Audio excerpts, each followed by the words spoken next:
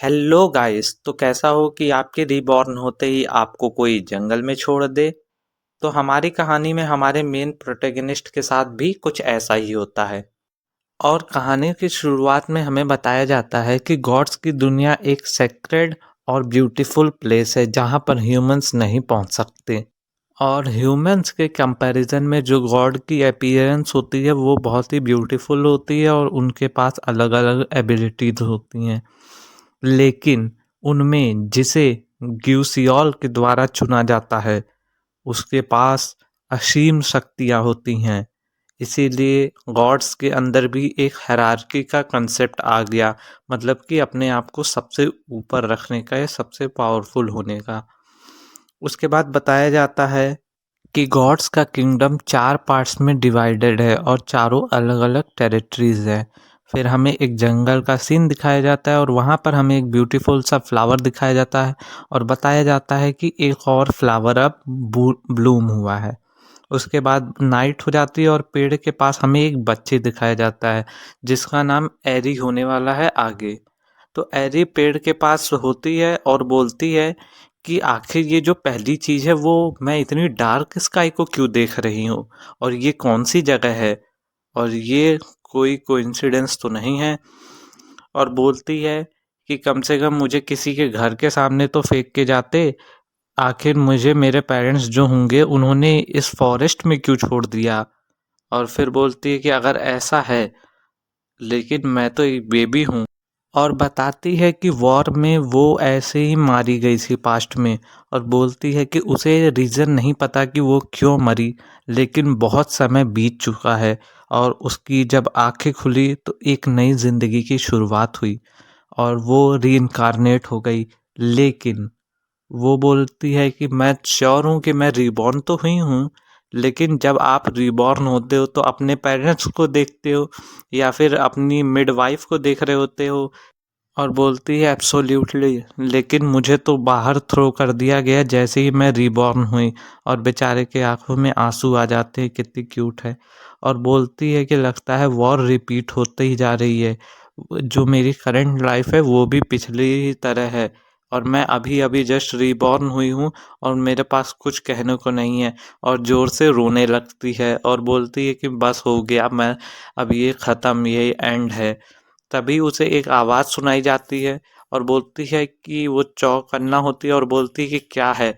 बोलती है कि तुम जो भी हो, अगर कोई एनिमल हो या घोस्ट हो, तो जल्दी से यहाँ से चले जाओ।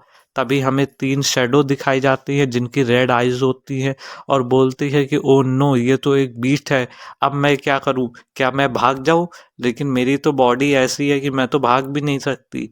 और बोलती है कि प्लीज़ कोई मेरी मदद करो। तभी एक ब्लू लाइट हमारे मेन कैरेक्टर के पास आती है और एक टाइगर अपीयर हो जाता है और वो टाइगर रोर करता है और जो सामने वो बीस्ट होते हैं वो भाग जाते हैं और बोलती है कि आखिर वो चले गए। और फिर वो हमारे एरी की तरफ टाइगर देखने लगता है और एरी की तरफ बढ़ते हुए बोलता है कि ह्यूमन। फिर रात का सीन हमें दिखाया जाता है और वो जो टाइगर है वो हमें हमारे एरी को अपने माउथ में लेकर भाग रहा होता है। तो एरी बोलती है कि अगर तुम्हारे टाइगर कोई मिले तो तुम्हें शांत रहना चाहिए, तो शायद तुम सरवाइव कर सकते हो। और बोलती है कि अब मुझे चक्कर आ रहा है। और बोलती है कि क्या अब मुझे शांत रहना चाहिए। और बोलती है कि क्या मैं सच में सरवाइव कर भी पाऊंगी। कोई बात नहीं, मुझे कुछ ना कुछ तो चूज़ करना होगा इस तरह मरने से अच्छा। और बोलता है कि लेकिन मुझे अभी करना चाहिए क्या। और अपने फिस्ट की तरफ देखते हुए बोलती है कि मेरे हाथ तो एकदम कॉटन जैसे सॉफ्ट है।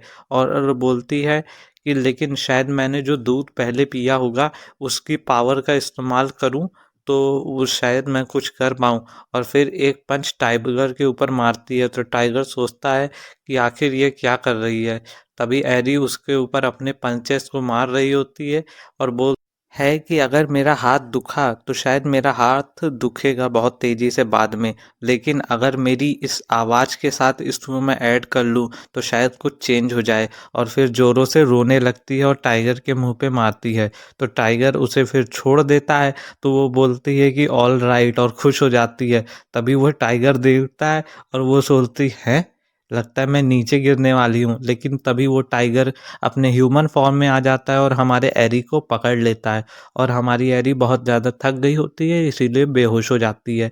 और टाइगर किंग बोलता है कि ये तो एक जैसे दिखते हैं किसी को याद करते हुए। तभी बोलता है कि लेकिन ऐसा नहीं हो सकता, और फिर वहाँ से अपना चला जाता है और बोलता है कि कुछ देर के लिए अगर वो ज़िंदा रह पाई अपने पे। फिर हमें नेक्स्ट डे मॉर्निंग का सीन दिखाया जाता है, सूरज की रोशनी खिल गई होती है और हमारे एरी की आँखें खुलती हैं और खुलने के बाद वह अपने आप को एक बिस्तर पे पाती है और बोलती है कि ऐसा तो नहीं लग रहा है कि ये कोई टाइगर का पेट है, शायद मैं अभी भी ज़िंदा हूँ। और बोलती है कि ये काफ़ी लकी है और स्माइल होते हुए, और बोलती है कि क्या मैं सच में सेफ हूँ? बोल रही है कि शायद ऐसा हो सकता है कि वो टाइगर मुझे बस खिला-खिला के मोटा करना चाहे और उसके बाद मुझे खाना चाहे। और दिखाया जाता है, बोलता है कि अभी मेरा पेट भरा हुआ है, इसीलिए मैं तुम्हें खिला रहा हूँ, उसके बाद फिर मैं तुम्हें खा जाऊँगा। और बोलती है कि लेकिन ऐसा है तो यहाँ पर खाना क्यों रखा हुआ है सब? और बोलती है कि शायद ऐसा हो सकता है कि उस टाइगर का और कोई आइडिया ना हो मुझे किल करने का। तो बोलती हाँ हाँ ऐसा ही होगा, और मस्त खुश हो जाती है और अपना हाथों को बोलती है कि वाह ये हाथ कितने छोटे हैं और कितने सॉफ्ट है खुद ही के हाथों को पकड़ के। और तभी हमें एक आवाज़ सुनाई जाती है बाहर से, और बोलता है, कोई बोलता है इसे खोलो। तो बोलता है कि अरे मिस्टर मीहो। तो बोलती है कि अरे इसके अंदर क्या है, ये कोई लक तो नहीं है? तो बोलता है क्या? मिस्टर बेकरियोंग ने खुद इसे मैजिक से सील किया है और इसे वापस ले आए हैं। बेकरियोंग टाइगर किंग का नाम है। तो बोलता है कि मुझे इसके बारे में कोई आइडिया नहीं। तो बोलती है ठीक है, मैं इसको डिस्ट्रॉय कर देती हूँ मैजिक को, और मेरे रास्ते से हट जाओ। तो बोलता है कि अरे मिस्टर मीहो। तो उसने बोला कि अरे मैंने कहा ना कि यहाँ से हटो। और दिखाया जाता है कि ये एक लड़का है लड़की वो नहीं पता, लेकिन इसका नाम है सुप्रीम गॉड मीहो इसका नाम है। और बोलता है कि तुम्हारी हिम्मत कैसे हुई मुझे रोकने की। और फिर तभी टाइगर किंग आ जाता है और बोलता है कि मीहू मुझे नहीं पता था कि तुम्हारी इतनी बोरिंग हॉबी है।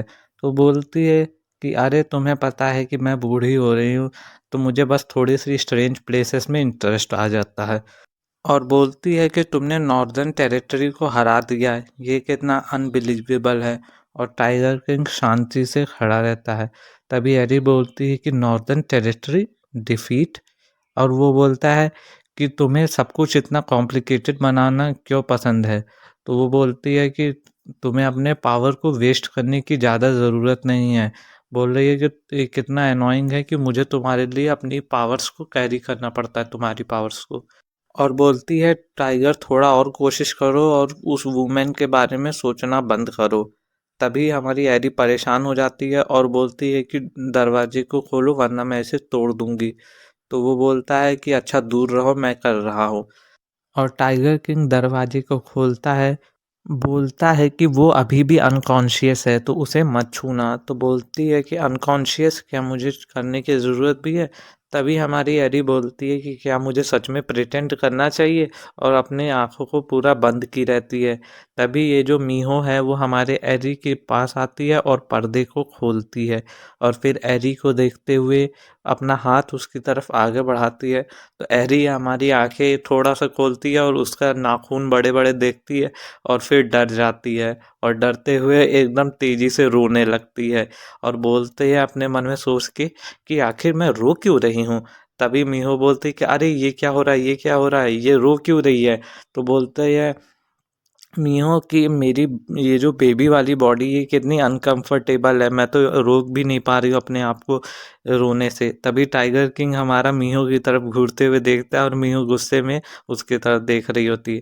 तभी टाइगर किंग हमारा आगे बढ़ता है और फिर अपना हाथ जो है मिहो एरी के सर पे रखता है, और जो एरी है वो शांत हो जाती है, और फिर अपना टाइगर किंग उसके आंसू पोंछता है। और एरी स्माइल करने लगती है और बोलती है कि और मेरे सर पे हाथ रखो, लेकिन अपना टाइगर किंग हाथ ऊपर कर लिया होता है, और जो मिहो है वो बहुत ही ज़्यादा खुश हो जाती है और बोलती है कि तुम क्या इसे घर पे खिलाने पिलाने के लिए लाए हो? तो वो बोलता है कि बकवास करना बंद करो मिहो। तो वो बोलती है कि लगता है कि तुम बच्चों की देखभाल करने में बहुत अच्छे हो। तो टाइगर किंग अपना मुंह उधर कर लेता है और बोलता है "हं।" और तभी वो हमारे एरी की तरफ देखती है और बोलती है कि अरे अब ध्यान से देखो, तो ये तो सच में लिटिल सिस्टर शीहो की तरह ही दिखती है। और हैरी सोचती है शीहो, बोलता है कि ये कौन है, और बोलती है कि ये क्या है, तुम इसे यहाँ क्यों लाए हो। तो वो बोलता है कि क्या तुम बकवास सोचना बंद कर सकती हो, और बोलता है कि ये चुआंगांग जंगल जो है वहाँ पर इसे अबेंडन कर दिया गया था, तो मैंने डिसाइड किया इसे अडॉप्ट करने का। तो वो बोलती है कि अरे सुन के बुरा लग रहा है। एरी बोलती है कि लेकिन क्या, मुझे तो सच में अबेंडन किया गया था, मैं ट्रुथ को भी डिनाई नहीं कर सकती। और वो बोलती है कि क्यों। तो हमारा मेन कैरेक्टर भी बोलता है कि क्यों। तो वो बोलता है कि तुम ऐसा मत कहना कि तुम इस बच्चे के लिए परेशान थे, बेक रियोंग, तुम जिस तरह के पर्सन हो नहीं, तुम कोई स्ट्रेंजर हो। तो वो बोलता है कि हाँ ये सही है, मैंने पहले सोचा कि मैं इसे इंसानों को दे दूंगा। तो वो एरी सोचती है कि क्या मैं अबेंडन हो गई, और थोड़ा सा दुखी हो जाती है। तभी वो हमारे एरी की तरफ बोलती है और बोलती है कि वैसे भी इस बच्चे का सरवाइव करने का कोई चांस नहीं है इस गॉड के किंगडम्स में। तो वो भी शांत हो जाता है और वो बोलती है लेकिन मुझे ये बच्चा बहुत पसंद आया। और बोलती है एरी कि शायद ये बुरी इंसान ना हो। तो बोलती है कि ये शायद ज़्यादा बुरी ना हो। तो बोलता है कि शायद ये एक फॉक्स है। तभी वो हमारे एरी की तरफ देखती है और मुस्कुराते हुए फिर अपना फैन को बाहर निकालती है और बोलती है। तभी टाइगर किंग बोलता है कि तुम क्या कर रही हो मीहू। तो बोलती है कि कुछ नहीं। तभी वो बोलता है एरी कि आखिर ये करना क्या चाहती है, और वो अपनी आंखें बंद कर लेती है और वो मीहू का चेहरा थोड़ा सा डरावना दिखाया जाता है हमें। तभी हमारे एरी थोड़ी सी अपनी आंखें खोलती है तो देखती है कि वो अपने हाथ में एक पर्ल ली होती है, मतलब मोती टाइप का, और फिर उसे बाहर निकालते हुए बोलती है। टाइगर किंग बोलता है कि मीहो क्या वो। तो बोलती है कि हाँ, ये जो पर्ल है वो शीहो का है जिसके बारे में ये लोग अभी बात कर रहे थे। और वो हमारे एरी को वो पर्ल दे देती है और बोलती है कि मेरे बॉडी के अंदर कुछ है। और फिर हमें एक बहुत ही तेज रोशनी दिखाई जाती है और बोलती है कि इसका शेप मैं डिस्क्राइब नहीं कर सकती। और बोलती है कि मेरी जो स्ट्रेंथ है वो एक जगह पे कंसंट्रेट हो रही है। और तभी हमें फिर बाहर का सीन दिखाया जाता है और फिर जो दिन हो जाता है और आयरी अपनी धीरे धीरे करके आंखें खोलती है। तभी टाइगर किंग बोलता है कि मीहू, मैं बहुत समय से जी रहा हूँ और ऐसा लगता है कि मैं अब लाइफ को एंड करना चाहता हूँ तुम्हारे। तो बोलता है कि अरे शांत हो जाओ, मुझे पता है कि तुम कितने फ्रस्ट्रेटेड क्यों हो। और बोलता है कि वैसे भी ये जो बच्चा है वो अब मरने की कगार पे नहीं है।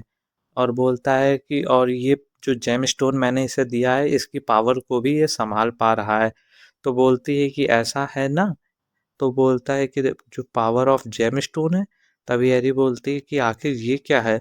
तो वो बोलता है कि तुम अनसर्टेन हो कि शायद ये जी पाएगी या नहीं। और टाइगर किंग गुस्सा हो जाता है तो वो बोलती है कि अगर ये कोई ऑर्डिनरी पर्सन होती तो ये अब तक मर गई होती, लेकिन जैसा कि तुम देख सकते हो कि ये अभी भी जिंदा है। तो बोलता है कि जो फाइनल आउटकम है वैसे भी वो ही मैटर करता है। और टाइगर किंग की तरफ देखते हुए तभी बोलता है कि लेकिन जो जेम स्टोन है वो तो शीहो को बिलोंग करता है। तो बोलती है कि हाँ, ये भी एक शीहो का जेम स्टोन है, लेकिन मुझे कुछ रीजंस के लिए लगा कि मुझे ये इस बच्चे को दे देना चाहिए। और हमारे एरी का हाथ पकड़ती है और एरी हमारा खुश हो जाती है और मुस्कुराने लगती है। और टाइगर किंग बोलता है कि हाँ हाँ, कुछ ज़्यादा ही फनी है। तो वो बोलती है कि तो बोल रहा है कि मेरे अंदर कोई जेम स्टोन है शीहो नाम के इंसान का। और फिर बोलती है और मीहो बताती है कि वैसे तो इस जेम स्टोन के लिए बहुत ज़्यादा कंट्रोवर्सी हो रही थी, तो इस ईयर के कन्वेंशन में इसे किसी न किसी को हैंड ओवर करना ही था। तो टाइगर किंग बोलता है कि क्या।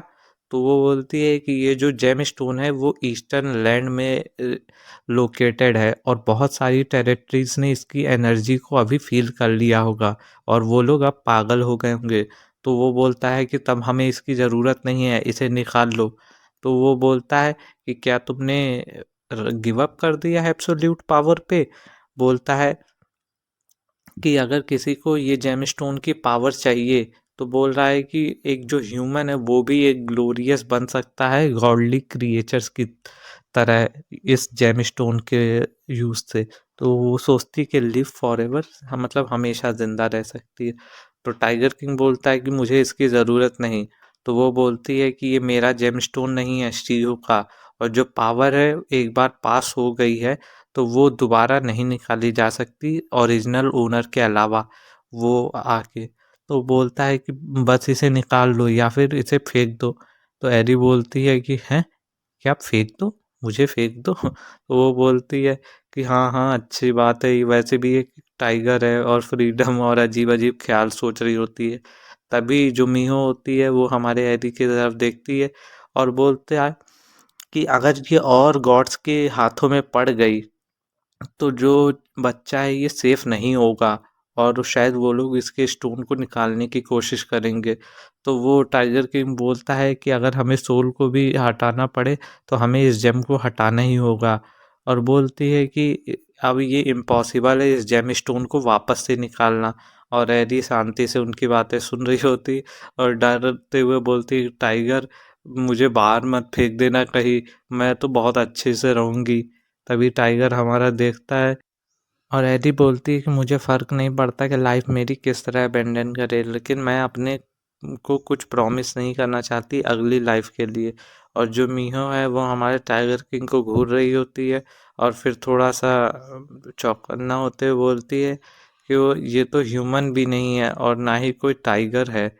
तो वो बोलती है कि इस बच्चे को पालने के लिए अपना बेस्ट ट्राई करना। और टाइगर किंग हमारे एरी की तरफ देखता है और वो एरी बोलती है कि टाइगर मुझे तुम पे भरोसा रखना होगा फ्यूचर में। और बोलता है कि अगर वो मुझे पकड़ना चाहे तो वो मुझे पहले ही पकड़ चुका होता, लेकिन ऐसा कुछ नहीं है। और तभी मीहो बोलती है कि जो ओनर हो ईस्टर्न लॉर्ड के, सबको अनाउंस कर दो कि जो बेक्रियन का बच्चा है उसे जेमस्टोन की पावर ने ब्लेस किया है। और फिर अपना गेट बंद करके चली जाती है। तभी वो टाइगर किंग गुस्से में बोलता है कि बूढ़ी चालाक फॉक्स। और एरी हमारा देख रही होती है और फिर हमें बाहर का सीन दिखाया जाता है और हमें बहुत सारी मेड्स को दिखाया जाता है जो कि एक फॉक्स जैसी होती है जिसके रेड कान होते हैं। तो हमारी एरी बोलती है कि ये फिर से कौन है? तो बोलती है कि इस जेम स्टोन की वजह से अब ये बेकरियोंग के घर में नहीं रहती, मतलब ये इसके लिए अब खुद का रूम बन गया पर्सनल। तो बोलती है कि वैसे भी मेरे रूम में कोई भी आसानी से आ जा सकता है और साथ ही साथ ये जो जगह है ये बहुत ही खूबसूरत है। तो बोलती है कि लेकिन एक ऐसा र्यूमर है कि जो बेकरियोंग का पैलेस है वो ज़्यादा खूबसूरत है और किसी पैलेस से। तो ये साइन है उसकी खुद की टेरिटरी का। तभी एरी को वो मेड सुला देती है बिस्तर पे और एरी सो जाती है और फिर अलग अलग सीन्स में और दिखाया जाता है हमें। और बोलती है कि यहाँ पर ज़िंदगी कितनी मस्त चल रही है, खाओ पियो और मौज करो। और फिर हमें उस एरी के कान दिखाए जाते हैं जो कि कुछ ज़्यादा ही तेज होते हैं और वो फिर मेड्स की बातें सुन रही होती है जो कि हमें नहीं बताई जाती। और बोलती है कि शायद ये जेम स्टोन की वजह से हो, जो मेरे सेंस इतने ज़्यादा शार्प हो गए हैं पहले से। लेकिन कुछ अजीब कंसर्निंग वाली बात ये है कि यहाँ पर बेक्रियोंग का एक बाल तक नहीं है। और बोलती है कि क्या मुझे उसके लिए फीलिंग है? और बोलती है कि वैसे भी ये बेक्रियोंग कब आएगा? ग्रीन बालों वाली मेड का नाम यॉन है और बोलती है कि ये तो मेरे पास दिन भर रबड़ की तरह पूरा चिपकी ही रहती है। और फिर एरी गुस्सा हो जाती है और तभी दूसरी मेड बोलती है कि मिस यॉन इसे बच्चे को कैसे खिलाए? तो वो बोलती है कि बस उसे ऐसे ही छोड़ दो, वो सर बेकरियों को मिस कर रही है। तो बोलती है कि अच्छा ऐसा है। बोलती है कि लेकिन ये स्ट्रेंज है कि सर बेकरियों की एक बच्ची है। और बोलती है कि मीहो ने इसे एक जेम भी दिया। तभी वो बोलती है कि शांत रहो, अगर तुम नहीं चाहती कि बेकरियों तुम्हें टपका दें तो शांत रहो। तो वो बोलती है कि हाँ, और मिस्टर जाहा भी आज वापस आने वाले हैं तो सब कुछ पहले से प्रिपेयर करो। तो बोलती है कि अरे हाँ मिस्टर जाहा, तो वो बोलती है कि हाँ। बोल रही है कि अब बाद में मिस्टर जाहा ही इस बच्चे की देखभाल करेंगे। तो एरी बोलती है कि मिस्टर जाहा, ये कौन है? जाहा कौन है ये? और फिर हमें घर का सीन दिखाया जाता है। एरी अपना रिलैक्स कर रही होती है, तभी मेड बोलती है कि लगता है कि मिस्टर जहाँ आ ही गए हैं यहाँ पर, तो सभी लोग तैयार हो जाओ। तो वो मेड बोलती है कि हाँ हाँ। तो एरी बोलती है कि जहाँ, और फिर बोलती है अरे मुझे और सोना है। तो बोलती है कि अरे मुझे और सोने दो यो। तभी वो जो मेड से टिशू उशू सब अपना तैयार कर रही होती है, और बोलती है कि जब तक हम जहाँ आते हैं, तभी तुरंत जहाँ आ जाता है दरवाजा खोलती है, और बोलता है कि बेकरियों का बच्चा। तो वो बोलता है कि जहाँ, बोलता है कि तुम्हें कुछ कैसे पता नहीं है, और जहाँ बहुत तेजी से रो रहा होता है, और जो मेड्स होती है वो उसे देख रही होती है, और टिश्यू उसको देती है, और जहाँ अपने आंसू पोंछता है। और उसके बाद एरी बोलती है कि उसे घूर रही होती है, और बोलती है कि क्या आपको एक टॉवेल चाहिए सर? तो एरी बोलती है कि लगता है ये भी नॉर्मल नहीं है। और फिर वो थोड़ा सा एनॉय हो जाती है, और बोलती है कि मुझे बेकरियों की अब याद आ रही है।